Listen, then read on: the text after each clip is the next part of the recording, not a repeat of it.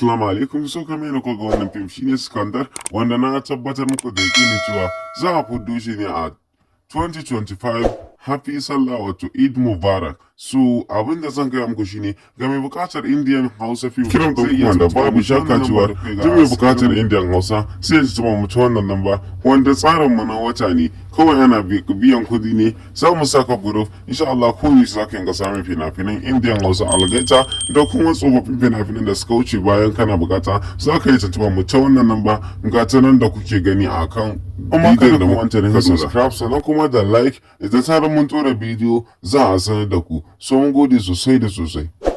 Kada ku manta muna da tsarin VIP group ga mai bukata zai iya tuntuɓa mu ta wannan namba. Thank you. Kuma da yin subscribe da kuma like da zarar mun tura bidiyo za a sanar da ku. Thank you.